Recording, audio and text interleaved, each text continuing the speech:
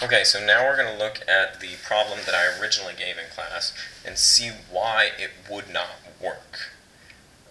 And this was a complete mistake on my side, and so I had given you guys a problem that at this point in time you did not have the tools to solve, and it is actually an extremely boring problem because of that in the real time domain.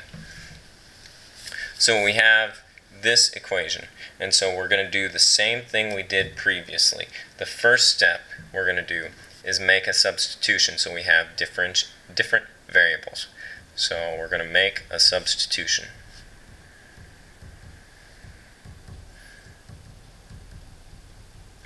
Substitution. So now we're going to say y of m is equal to x of negative m squared. Okay, so this is the system action. Now we're going to create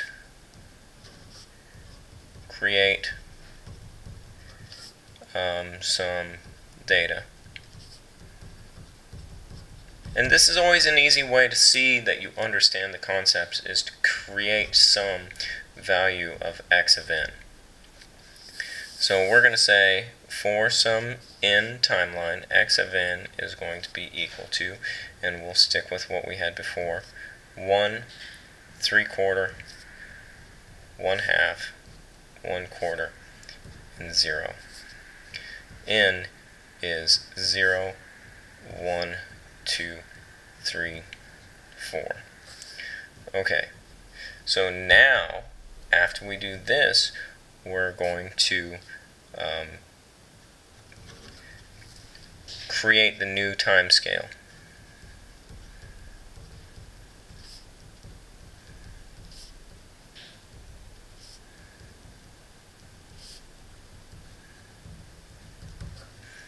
And the way we do this is the output of the system, this is the input function.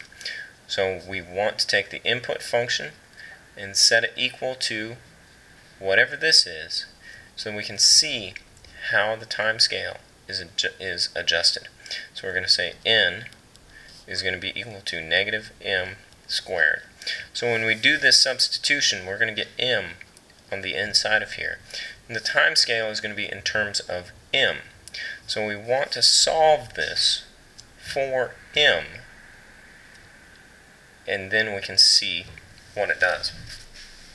So now, because we don't have those parentheses that I added, this is going to actually start out, and we're going to take this negative sign to the other side. So negative n is equal to m squared, because the n is acted on with the negative sign first. And then we're going to take the square root of this, so the square root of negative n is equal to m. So we have a negative sign under the square root. So this means that, excuse me, when we try to solve out, we're going to get an imaginary number. And let's see how that works. So we want to solve for m, because that's our new axis. So our new axis is m.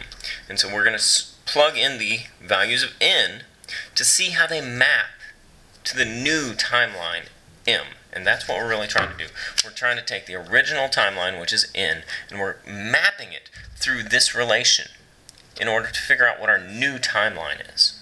Okay, so let's take 0 and plug in 0 for n. So we've got square root of negative 0, but the square root of 0 is going to be equal to 0. Now 1, we plug 1 in here. Square root of negative 1 is equal to I, the imaginary value. Okay?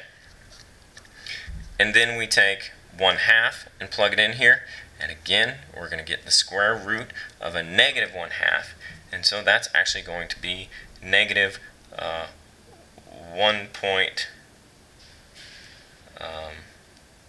I'm sorry, not the 1/2, dang it, the 2. We put the 2 in for n, and so the square root of negative 2. Square root of negative 2 is negative 1.4i. And then we're going to take 3. Square root of negative 3 is negative 1.7i. And then we've got 4. The square root of negative 2, or square root of negative 4, is 2i. Okay, so we can now see what this mapping does, this original mapping that I gave you guys. It maps the real time domain to an imaginary time domain, which is a completely valid mapping, but we usually don't examine that this early in the class. So this is kind of advanced thoughts, but it works well.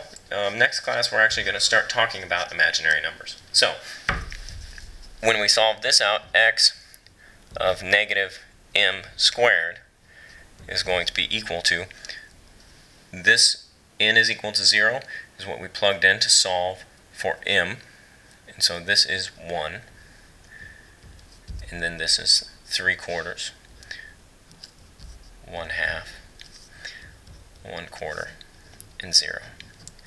So given the original problem set, which is not what I meant to do, it is a mapping between the real timeline to an imaginary timeline.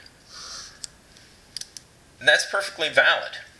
It's just not what I had in mind. So, and then we can continue on through this same approach to solve and see if it's linear, time invariant, and causal. But we're not going to normally do this scaling between real and imaginary. So if this video didn't make any sense, it's not the end of the world. This is just me trying to explain for those that are curious how this would work. If you don't understand it, if you don't understand this, it's okay. Go back and watch the other video one more time about the solutions to the quiz and make sure you understand how to get here. I will post all of these up on T-Square.